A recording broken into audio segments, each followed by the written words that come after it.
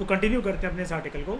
और इंडिया की जो फॉरेन ट्रेड पॉलिसी 2023 है उसके अंदर बात करी गई है, ट्रेड को बढ़ावा देंगे और एस ऑफ डूइंग बिजनेस को प्रमोट करेंगे। यानी कि हमने यहाँ पर पढ़ा भी था इसको, ये रहा एस ऑफ डूइंग बिजनेस, ठीक है। एंड ट्रेड को फैसिलिटेट करेंगे, बढ़ावा देंगे। ट्रेड फैसिलिटेशन होता क्या है? अगर ट्रेड को फैसिलिटेट करना है, आपको किसी भी चीज़ को पुश करना है, कुछ भी, आप व्यापार को छोड़ो, आप अपनी लाइफ में कुछ भी मान लो कि अगर आपको किसी चीज़ को पुश करना, बढ़ावा देना अपनी ज़िंदगी में, इंसान की बात नहीं कर रहा हूँ, कोई आप एक्टिविटी के अंदर इन्वॉल्व हो, आप उसको सिंप्लीफाई कर लो, मॉडर्नाइज कर लो, हार्मोनाइज कर लो, आपका काम सिंपल हो जाएगा। सिंप्लीफाई कर लो, टास्क बना लो, शेड्यूल बना लो। मॉडर्नाइजेशन का टर्म मतलब बेसिकली ये है कि जो काम आपका डिजिटल माध्यम से हो सकता है उसको डिजिटल माध्यम के लिए यूज़ कर लो, ठीक है। और ज़्यादा लफड़ों में मत पड़ो, हार्मनी में रहो, लिमिटेड एक्टिविटीज़ करो, लेकिन उसमें कंसिस्टेंट रहो, फिक्स रहो। यही हमारे व्यापार की एक नई पॉलिसी आने वाली, जो कि 3 पिलर्स के ऊपर रेस्ट करेगी with respect to trade facilitation. हम लोग चीज़ों को सिंप्लीफाई करेंगे, मॉडर्नाइज करेंगे और हार्मोनाइज करेंगे एक्सपोर्ट और इम्पोर्ट के प्रोसेसेस को। प्रोसेस मतलब पूरे के पूरे way of carrying out trade. S of doing business ये एक सबसे बड़ी यार्डस्टिक रहेगी, सबसे बड़ा एक पिलर रहेगा जो कि ट्रेड फैसिलिटेशन को नापेगा in terms of simplification and harmonisation. यानी कि एक बात बताओ ना, अगर हम ये कह रहे हैं कि ट्रेड को फैसिलिटेट कर दिया गया है तो ease of doing business automatically आ जाएगा। लेकिन एस ऑफ डूइंग बिजनेस जो है वो देखेगा कि ट्रेड को फैसिलिटेट करने की वजह से क्या बिजनेस स्मूथली चलने लगा है, बढ़ावा मिल रहा है, या पीछे तो नहीं खिसक रहा, आगे पुश हो रहा है, ये सब चीज़ें। अब इसके लिए क्या इनिशिएटिव लिए हैं सरकार ने? बता तो दिया कि मकसद ये है, कुछ तो सोचा होगा ना। तो पहली सोच जो सरकार की है वो है बस ये हमें तंग करने के लिए, बस चाहे श्रेया हो रहा हो चाहे ना हो रहा, कमेटियां तो 2 मिनट में बन जाती हैं देश की, ठीक है। National committee on trade facilitation, भले ही मयूरी डोरमेंट पड़ी रहे, कोई भी ना आए यहाँ पे, लेकिन फिर भी चलो यार ये पॉलिसी है, हमें इसकी इज्जत करते हुए इसको बात करनी चाहिए। ये क्या करेगी? It will facilitate coordination and implementation of WTO's trade facilitation agreement. अब यहाँ पर क्या होता है, वही बेमानी नहीं होनी चाहिए, टाइम पर माल पहुँचना चाहिए, जितनी पेमेंट की बात हुई थी उतनी पेमेंट होनी चाहिए, ठीक है। तो ये WTO जो है, वर्ल्ड ट्रेड ऑर्गेनाइजेशन, उसके कुछ रूल्स एंड रेगुलेशन है, उस पर स्टिक करते हुए हम लोग अपने व्यापार को कैरी आउट करेंगे, ताकि दुनिया वालों को ये लगे हम अपने पर्सनल प्रिंसिपल्स लेकर नहीं आ रहे हैं। जैसा हम सारे देशों के बीच में जो WTO के मेंबर्स हैं हम लोग, उसी के प्रिंसिपल पे हम लोग व्यापार को कैरी आउट करते हैं। तो दोस्तों हमारी जो नई पॉलिसी आई है, हम दुनिया को ये बताएंगे कि दूसरी कंट्री से कहेंगे कि दोस्तों जो हमारी जो नई ट्रेड पॉलिसी आई है, हम वो WTO के प्रिंसिपल पे चलाना चाह रहे हैं। यानी कि इस कमेटी ने सबसे पहले ये बोलकर क्या पैदा कर लिया दूसरी कंट्रीज के दिमाग में? Trust and cooperation. और वही कोऑपरेशन को अगर अच्छा वर्ड कहना चाहो, हार्मोनाइजेशन। हार्मनी तो भी तो यही होता है ना, पीसफुल चीज़ में कोई भी चीज़ कैरी आउट करना, है ना। उसके बाद WTO का ये जो ट्रेड फैसिलिटेशन एग्रीमेंट है, it came into force in 2017, ताकि जो इशू है ना बॉर्डर के अक्रॉस या गुड की मूवमेंट के लिए, सर्विस की मूवमेंट के लिए, वहाँ पर रेड टेप ना हो। आपको पता ना, मैंने बताया था पब्लिक एडमिनिस्ट्रेशन की टर्म होती है रेड टेपिज्म, चीज़ों को डिले करना, फाइलों में बनाकर ब्यूरोक्रेसी जो बांध देती है ना। कि जैसे मतलब मान लो व्यापार होने वाला है, अब वो दूसरी कंट्रीज़ के उधर बीच में, अब वहाँ पर कोई मिनिस्ट्री है, कोई अफसर है, वो बैठे हुए हैं, हम सोच रहे हैं, अभी फाइलें पास हो रही हैं, ऐसा हो रहा है वैसा हो रहा है, तब तक तो वो पार्टनर खो जाएगा हमसे। उस कंट्री के जो प्राइवेट प्लेयर्स हैं, जो भी हैं, सरकार टू सरकार वो रहा है, वो कहेंगे कोई और देश ढूंढो, ये तो बहुत टाइम लगाते हैं यार। और चाइना पता है क्या करता है? चाइना की रफ्तार ऐसी चलती है, एक बोलने का तरीका बता रहा हूँ, चाइना ने गुड पहुंचा दिया उस कंट्री तक, रास्ते में चलते चलते एग्रीमेंट साइन हो जाएंगे, इतनी फास्ट है चाइना की ट्रांजैक्शन। ये अब इंडिया करना चाह रहा है। उसके बाद हमारे देश में there is also a body known as directorate general of foreign trade. अब इसमें कुछ इनिशिएटिव लिए हैं इस नई पॉलिसी के लिए, नए इनिशिएटिव। ये सबसे बड़ी बात तो याद रखना, जो directorate general of foreign trade है, ये फैसिलिटेटर है हमारे देश में एक्सपोर्ट और इंपोर्ट के लिए, एक बॉडी है। ये सबसे पहले अब कोई भी डिसीजन जो लेगा ना, इसने बोला है और करता भी है, अभी तक ऐसा नहीं है कि बोला है, इसने बोला कि हम एक्सपोर्ट प्रमोशन काउंसिल के साथ कंसल्ट करेंगे और various trade and industry body के साथ कंसल्ट करेंगे। अब ये ट्रेड एंड इंडस्ट्री बॉडी कौन है? कोई भी हो सकता है, कोई भी प्राइवेट कंपनी, आपका स्टार्टअप, मेरा स्टार्टअप, अंबानी, अदानी, कुछ भी। हम जो प्राइवेट लोग जो व्यापार कर रहे हैं कि सर हमने शिपमेंट भेजी थी, 40 दिन हो गए, न्यूजीलैंड वालों ने अभी तक पेमेंट नहीं दी उस कंपनी ने। अब ऐसा करके ये जो बॉडी है दूसरे कंट्रीज़ की प्राइवेट बॉडी से बात करेगी कि हम आपके ऊपर पेनल्टी लगा देंगे, आपके माल को बैन कर देंगे, यहाँ पर रख भी लेंगे और फिर आपकी भी पेमेंट नहीं देंगे हम लोग। ये करती है बॉडी।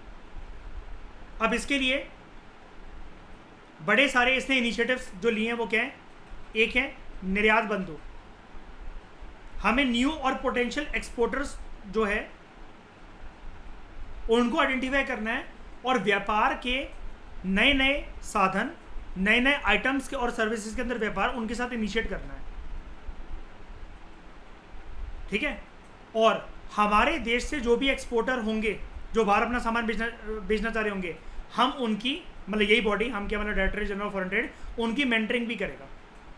जैसे अब प्राइवेट प्लेयर है, आप ना कोई एक दुकान खोलकर बैठे हुए हो एक डिस्ट्रिक्ट के अंदर, शोरूम है आपका, आपको कॉल आया वहाँ से ऑस्ट्रेलिया वालों का। जनरली इंडियंस की अभी टेंडेंसी क्या रहती है फ्रॉडबाजी कर रहे हैं, पेमेंट डलवाने को बोल देंगे, फिर वो OTP आएगा, फेक OTP, बैंक से पैसा उठ जाएगा। नहीं, ये directorate general of foreign trade guide करेगा कि कौन सा जो कॉल है वो जेन्युइन है, कैसे आइडेंटिफाई करना है आपको कि जो है सही बायर हमें मिला है, कैसे उसको एक्सपोर्ट भेजोगे, डिसाइड हो भी गई, डीलिंग हो भी गई, अपना माल कहाँ पहुँचाओगे, कैसे कॉस्ट को बचा सकते हो अपने माल को एयरपोर्ट तक पहुंचाने की, और वहाँ से जो पेमेंट मिलेगी। यार एक बार पता ना, इसने एयरपोर्ट तक पहुंचाने के लिए अपना 2 लाख रुपए दे दिए, सामने वाला पेमेंट 1 लाख दे रहा है, तो इसका तो घाटा नहीं हो गया? तो कहीं कैसे बढ़िया, तो 1 साल के अंदर गली मोहल्ले के अंदर ही बेच लेता सामान अपना। इनको मेंटरिंग, इनकी मेंटरिंग होगी। और इनका मेंटर कौन होगा? DGFT। ये समझ गए ना, निर्यात बंधु कोई नहीं, आप और मैं अगर कुछ चीज बेचना चाहें तो। मयूर खोल लो उस पर अकाउंट डेल्टा एक्सचेंज का। उसके बाद issuance of EIEC, electronic importer exporter code. आप समझ गए? क्या ये इसी के साथ लिंक है? निर्यात बंधु के साथ ही लिंक है क्या? अगर मेंटरिंग होनी है और हमें जेन्युइन और जो बायर्स हैं या कुछ भी है, अगर उसको आइडेंटिफाई करना है, क्या ये चीज़ सही नहीं बोली जा रही है यहाँ पर? बताना। इलेक्ट्रॉनिक इंपोर्टर एक्सपोर्टर कोड, एक कोड जनरेट हो जाएगा जिसको मैं वेरीफाई कर सकता हूँ। मेरे पास कुछ ऐप होगी, आपने मुझे आपके नाम के साथ साथ कोड लिख कर आ रहा है, जब आपने मुझे मैसेज करा, मेल करा, व्हाट्सएप करा, मैं उसको डाल के देखूंगा अभी तक आपकी कितनी ट्रांजेक्शन हो रखी हैं, कितने बार आपका ट्रेड का सक्सेस रेशियो क्या है, फिर मैं DGFT से उसको कंफर्म भी कर सकता हूँ। तो ये जो इंपोर्ट एक्सपोर्टर कोड जो होगा, ये 10 कैरेक्टर का एक अल्फा न्यूमेरिक कोड होगा जो कि हर एक एंटिटी को अलॉट करा जाएगा। अगर आप ये कहते हो सर मुझे एनरोल कर लो निर्यात बंधु के अंदर, स्कीम के अंदर, हमारे जो पापड़ हैं वो 3-4 राज्यों में जाते हैं, मैं इसका एक्सपोर्ट भी शुरू करवाना चाहता हूँ, ये चाहती हूँ दूसरी कंट्रीज़ के अंदर, निर्यात बंधु DGFT को कॉन्टैक्ट करो, निर्यात बंधु स्कीम के अंदर एनरोल हो जाओ। निर्यात बंधु आपको कुछ दिनों के अंदर एक EIEC, electronic importer exporter code दे देगा। 10 डिजिट का, अंकों का ये कोड होगा ये आपके पास।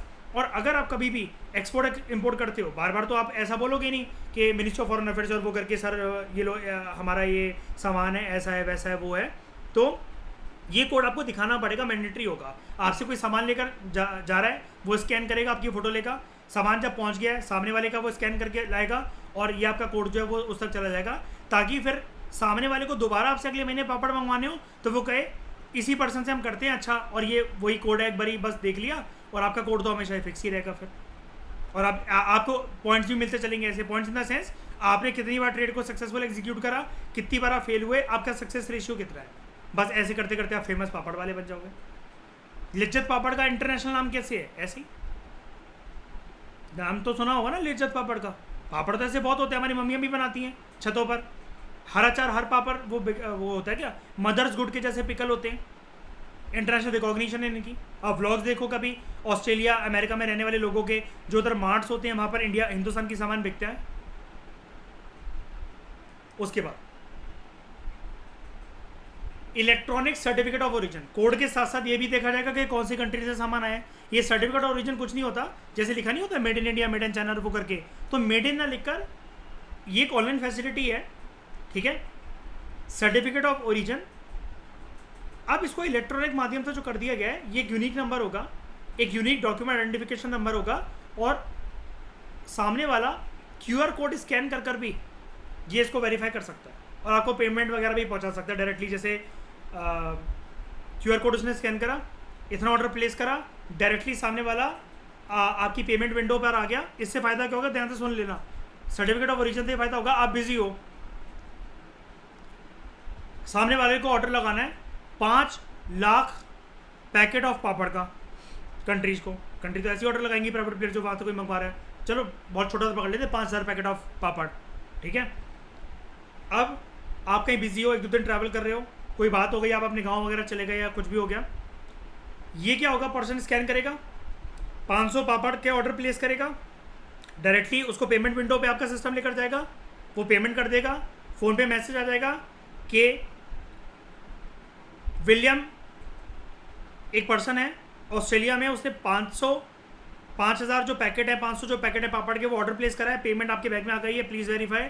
आप अपने बंदों को फ़ोन करके बोलोगे, अगर आप गांव में हो दिल्ली में, कि यार 500 पैकेट जो है पापड़ जो है वो डब्बे में कार्टून्स के अंदर पैक कर कर ये पहुंचा देना। और हो सकता है इसके लिए कोई कॉमन वैन वाला या जो भी हो, जो एयरपोर्ट तक लेकर जाता हो, जो भी करता हो, ऐसे तो फिर लोग आइडेंटिफाई आप कर ही लोगे, जो भी जिन सर्विस में होते हैं, जिस फील्ड में आप ऑपरेट कर रहे हो, तो आपको पता तो लग ही जाता है। तो ऑटोमेटिकली आपको ना फ़ोन पे बात करनी पड़ी, ना कुछ करनी पड़ी, सिर्फ इस क्यूआर कोड और यूनिक डॉक्यूमेंट आइडेंटिफिकेशन नंबर की वजह से आपके बीच में ट्रांजैक्शन जो है वो इनिशिएट हो गई। बहुत बार ऐसा होता है ना, इंस्टाग्राम पे कोई चीज़ आपको मंगवानी है, कोई एक चीज़ है, जैसे मतलब मान लो बर्थडे के लिए कोई गिफ्ट है, कुछ भी है, अब वो कहते रहते हैं if you want to place the order, आप यहाँ पर जाओ।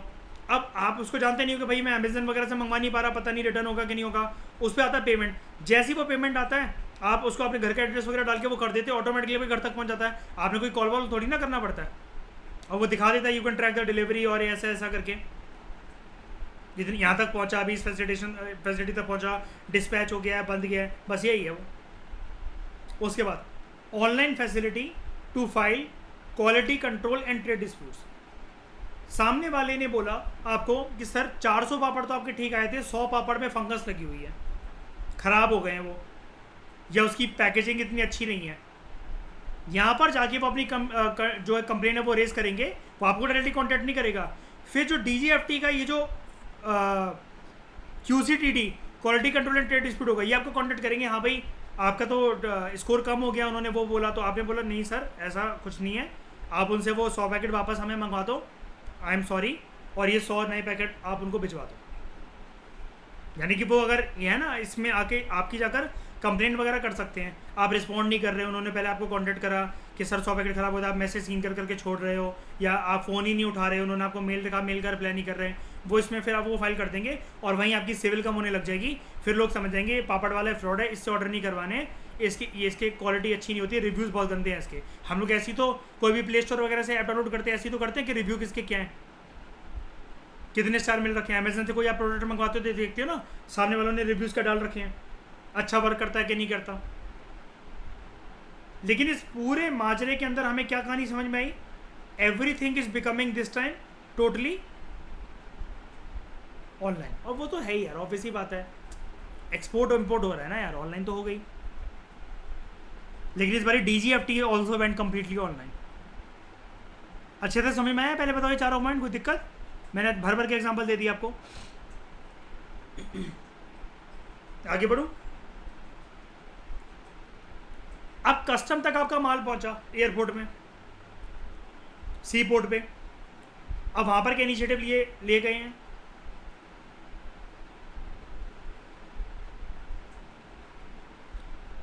NCTF हो गया, national committee on trade facilitation, directorate general of foreign trade के इनिशिएटिव्स हो गए। अब कस्टम के अंदर क्या ट्रेड फैसिलिटेशन के इनिशिएटिव लिए गए हैं। 24/7 कस्टम क्लियरेंस फैसिलिटी अब बनाई जाएगी। ये नहीं कि माल अटका हुआ है वो कहें सर सुबह आना भी वेट करो, 4 बजे ऑफिस खुलेगा, आपको जो भी डिस्प्यूट है तब रेस करना, नहीं यार। 20 सी पोर्ट, 17 एयरपोर्ट पे 24/7 कस्टम क्लियरेंस की फैसिलिटी बनेगी। अब क्या होगा, ये फेमस बन जाएंगे एयरपोर्ट और सी पोर्ट्स। अब ऐसा करते करते धीरे धीरे और भी एयरपोर्ट्स और सी पोर्ट्स पे आ जाएगा। लेकिन यहाँ पर पता है 20 और 17 क्यों लिख रखा है? ये वही गिनती के एयरपोर्ट्स और सी पोर्ट्स हैं जहाँ से इंटरनेशनल ट्रेड जाता है, कुछ ईस्टर्न कंट्रीज की तरफ, कुछ वेस्टर्न कंट्रीज की तरफ और कुछ सदर्न कंट्रीज की तरफ, लाइक आपका ये मॉलडीव्स एंड श्रीलंका वगैरह। उसके बाद एक सिंगल विंडो की कस्टम के अंदर आपको मल्टीपल जगह पर माथा पचीना करनी पड़े। फिर ई संचित एक पोर्टल होगा, पेपरलेस क्लियरेंस एनवायरनमेंट इसके अंदर रखा जाएगा। आपको पेमेंट ये कोई भी चीज़ है वो पेपर पे वगैरह पे साइन करके ना देनी पड़े, आप ऑनलाइन वगैरह सब कुछ वो कर सकते हो। एडिट करना या कुछ भी करना, गलती से आपने 500 की जगह 5000 का ऑर्डर डाल दिया, कुछ भी कर दिया, वो सब ठीक है। पूरे इंडिया में इम्प्लीमेंटेशन होगी of faceless E assessment in imports. इसका मतलब क्या है? आप कोई भी सामान मंगाओ, घर तक आपके पहुंच जाएगा और आपको इसके लिए कोई ज़्यादा बात करने की या फिर सामने आने की या फिर अपना कुछ डॉक्यूमेंट वगैरह सबमिट करने की कुछ नहीं होगा। पोर्टल्स होंगे जहाँ पर ऑलरेडी आप रजिस्टर्ड होगे, ऑलरेडी वो पोर्टल आपका पैन कार्ड, आधार कार्ड सब कुछ रजिस्टर करवा चुका होगा, सामने वाले का भी, और ऐसे करके इंपोर्ट जो है वो फैसिलिटेड होगा। फिर एक है तुरंत कस्टम्स एंड तुरंत सुविधा केंद्र, ताकि जो कस्टम क्लियरेंस प्रोसेस है वो कॉन्टैक्टलेस हो सके। जो कस्टम ऑफिस वगैरह हैं, आप ऑनलाइन ये सब कुछ करके या फिर जो ऑफिस इनके हैं या जो ब्रांचेस हैं, आपका फटाफट से ये चीज़ें हो जाए ताकि आपका जो माल है सामने वाले तक आपको पहुंचाना है वो डिले ना हो। इसके अलावा towns of export excellence, export production centres को डेवलप और उनकी ग्रोथ करने के लिए कुछ टाउन जो हैं वो सिलेक्ट करे गए हैं। ये वही वाली बात है, अभी आपने ऊपर देखा ना, कुछ डिस्ट्रिक्ट्स वगैरह गली मोहल्ले को वालों को फेमस करवाना है। ये कुछ नहीं है, वही है, घुमा फिरा के इन्होंने बस इनको लिखना होता है तो उन्होंने लिख दिया। आप श्रेया बताना जरा, गली मोहल्ले वालों को वो करवा रहे हैं तो अलग से लिखने की क्या ज़रूरत थी? एक्सपोर्ट अब तुम क्या कहते हैं, निर्यात बंधु के अंदर तो सबको वैसे भी रजिस्टर करवा ही रहे हो ना, तो फिर ये अलग से क्यों? लेकिन अब यहाँ पर ना कुछ सामने वाले को टाउन्स बताए जाएंगे दूसरी कंट्रीज़ को कि आपको अगर ये चीज़ मंगवानी है ना तो आप इस टाउन के लोगों को कॉन्टैक्ट करो, ये इस चीज़ में एक्सेलेंट है। For development and growth of export production centres, ठीक है, ये इसका पर्पस है। सिलेक्टेड टाउन्स जो हैं which are producing goods of 750 crore rupees और मोर, उनको नोटिफाई करा जाएगा as towns of export excellence based on the potential for growth in exports. और क्या क्या चीज़ें? ऐसे टाउन्स जहाँ पर हैंडलूम, हैंडीक्राफ्ट, एग्रीकल्चर सेक्टर के गुड्स, फिशरीज गुड्स बहुत फेमस हैं। आपको पता है ऑनलाइन वो भी बहुत महंगा बिकता है, ये बंगालन को पता होगा। ये इसका भी एक्सपोर्ट होता है बहुत सारी कंट्रीज़ के अंदर। मछली के अंडे खाते हैं कई लोग, बहुत महंगे होते हैं, ठीक है। और एग्रीकल्चर सेक्टर तो आप फिर जानते ही हो, सारे का सारे एसोसिएटेड सेक्टर्स, कोई सरसों का तेल है, आपने वो सुने होंगे श्रेया, कई लोग वो खाते हैं, बड़ा अच्छा होता है। I also consume that. Chia seeds and flax seeds, organic India के बड़े सारे इसके प्रोडक्ट्स होते हैं, ऑर्गेना, ठीक है। इसके लिए जो थ्रेशोल्ड लिमिट जो है वो रख दी गई है। लेकिन थ्रेशोल्ड लिमिट मतलब क्या है? जो भी टाउन्स हैं, मतलब TEE के अंदर कौन से टाउन्स आएंगे, टाउन्स ऑफ एक्सपोर्ट एक्सीलेंस इसको बोला जा रहा है, जो कि 750 करोड़ या उससे ज़्यादा के पैसों के जो गुड्स हैं वो प्रोड्यूस कर रहे हैं, उनको नोटिफाई करा जाएगा और उनकी पोटेंशियल को चेक करा जाएगा, एक्सपोर्ट कितना करा सकते हैं। हाँ, अब एक्सपोर्ट एक कितना करवा सकता है, मतलब जैसे एक सेक्टर से कितना एक्सपोर्ट मैक्सिमम हो सकता है। अब इसके लिए इन्होंने आगे कुछ नहीं लिख रखा, मैं भी इसको चेक कर रहा था कि क्वार्टरली बेसिस पर है, ये एनुअल बेसिस पर है, क्या है। लेकिन हम एनुअल बेसिस पर मान के चलते हैं, 150 करोड़ से ज़्यादा का व्यापार नहीं।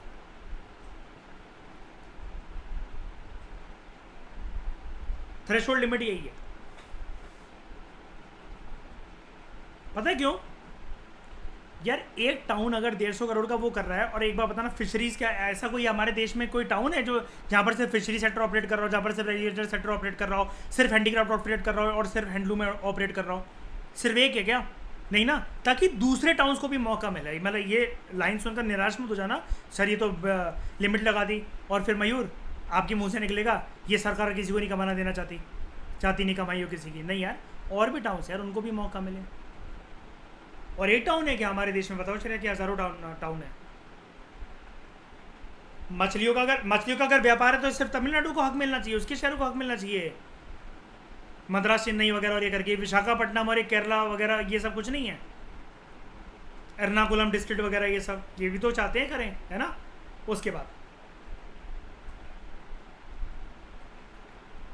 Rationalisation of the criteria of status holder certification. अब ये क्या है, किस चीज़ का सर्टिफिकेट है और इसका क्राइटेरिया क्या है। आपको ना एक स्टेटस होल्डर सर्टिफिकेट मिलेगा।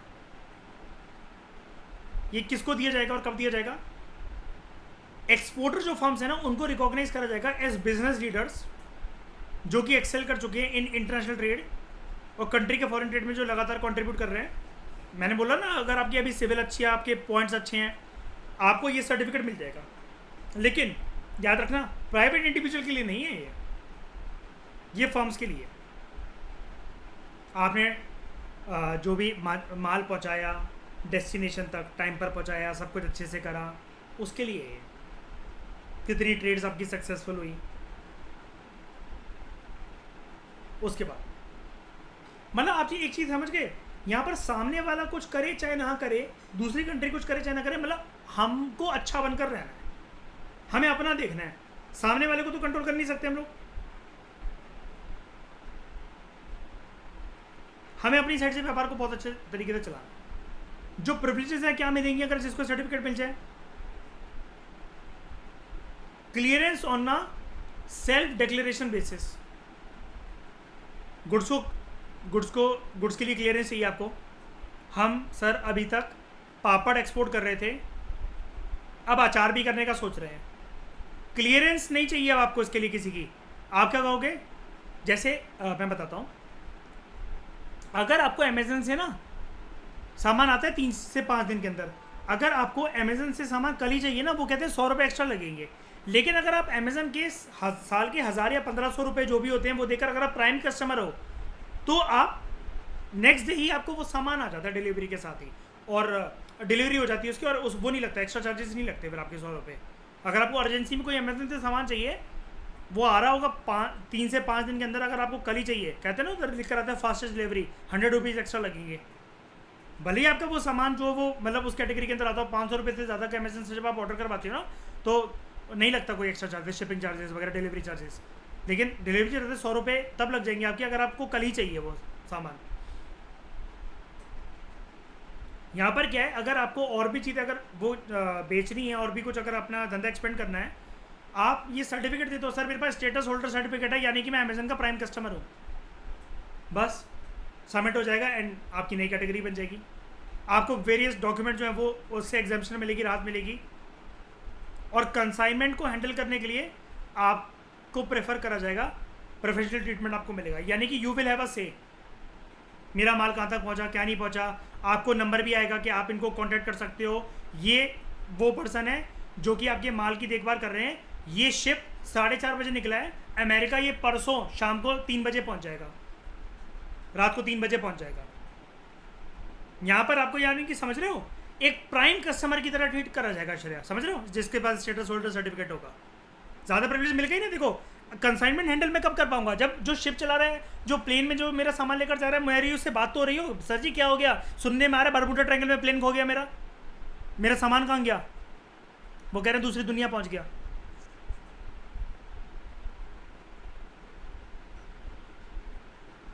हाँ, तो 4 पिलर्स क्या हैं हमारे ट्रेड फैसिलिटी, नहीं इसके ट्रेड फैसिलिटेशन एग्रीमेंट के, जो कि WTO का है, 2017 में आया था। टेक्नोलॉजी, इंफ्रास्ट्रक्चर को बढ़ावा देना है, प्रोसीजर और रिस्क बेस्ड असेसमेंट को सिंप्लीफाई करना है, and there should be transparency in terms of trade. ये जो है ना टाउन एक्सपोर्ट एक्सीलेंस स्कीम, इसके बेनिफिट क्या होंगे। देखो, एक तो अलग अलग टाउन के जो इंडस्ट्रियल यूनिट्स हैं, अगर वो अपनी नई मार्केट बढ़ाने के बारे में सोच रहे हैं, एक्सपेंड करने के बारे में सोच रहे हैं, उनको रिकॉग्निशन मिलेगी। इसी के अंतर्गत देखिए मार्केट एक्सेस इनिशिएटिव स्कीम, ये प्रोवाइड करेगा financial assistance to recognise association of units on priority basis, help कर देगा फाइनेंशियली। कैसे, ज़्यादा माल को बढ़ावा देना, वो देना, और पेमेंट जब वहाँ से आएगी तो आप इनको बाद में भी दे सकते हो धीरे धीरे करके। फिर कॉमन सर्विस प्रोवाइडर्स, और ऐसे भी मिलेगा जो मैं इसके बारे में पढ़ रहा था, जितनी ड्यूटी लग रही होगी ना थोड़ी सी वो कम हो जाएगी, कि क्योंकि देखो ये देखा जाएगा ना, पैसा तो अल्टीमेटली जब ये लोग एक्सपोर्ट करेंगे तो देश के अंदर ही तो आएगा वो पैसा। यहाँ पर सरकार क्या, आपको क्या लगता है सरकार यहाँ पर, ठीक है यार लिखा हुआ है कि जनता के बारे में सोच रही है, सरकार जीडीपी बूस्ट के बारे में ज़्यादा सोच रही है इस आर्टिकल में, अगर आप पकड़ सको तो, राइट। अगर इस देश में किसी के पास भी पैसा आ रहा है तो सरकार को एक चीज़ तो पता है ना, खर्च तो यही होगा, घूमेगा तो इसी देश के अंदर ही। उसके बाद common service providers in towns of export excellence, इनको एंटाइटल करा जाएगा कि आप ऑथराइजेशन जारी करो under export promotion scheme which can help in increasing the competitiveness of cluster and providing enabling environment. ठीक है, एक ही बात है, कोई टेंशन नहीं। ऑब्जेक्टिव्स क्या होंगे इस इनिशिएटिव के, इन सारे इनिशिएटिव्स के जो कि लिए गए हैं? डिसेंट्रलाइज तरीके से एक्सपोर्ट की प्रमोशन करनी। डिसेंट्रलाइज तरीके से कैसे? गवर्नमेंट को हटाओ, हम बेच रहे हैं ना माल, डायरेक्टली हमसे बात करो, जिसकी वजह से डिस्ट्रिक्ट लेवल के भी जो गुड्स हैं वो भी बिकेंगे। Greater level of awareness and commitment regarding exports at district level, ऐसे प्रोडक्ट्स और सर्विसेज को आइडेंटिफाई करा जाएगा जिनकी एक्सपोर्ट पोटेंशियल हो in the districts, and addressing bottlenecks की क्या क्या चीज़ें उनको नहीं पता होती। जो दुकानदार हैं उनका सामान बहुत फेमस है, वो अगर आगरा के अंदर बैठे हुए हैं, दिल्ली तक, कर्नाटका तक, नॉर्थ ईस्ट तक उनका सामान जाता है, लेकिन एक्सपोर्ट उनका कैसे बूस्ट करवाया जाए। उसके बाद building capacity to create new exporters, और उनके लिए नई मार्केट को क्रिएट करना, जो कि हम ऑलरेडी पढ़ चुके हैं। समझ में आए अच्छे थे? तो ये था क्या क्या, हाँ ऑब्जेक्टिव्स बताएं, यस समझ गए कि कैसे ट्रेड फैसिलिटेशन होगा और एज ऑफ डूइंग बिजनेस क्या, ये सारी स्कीम्स आपको पता होनी चाहिए, ठीक है। और प्रीलिम्स के अंदर आप आए तो आप आइडेंटिफाई कर ही लोगे, हाँ हमने ऐसा ऐसा सुना था, अब हम मार्क कर सकते हैं उसको। So thank you very much for discussion.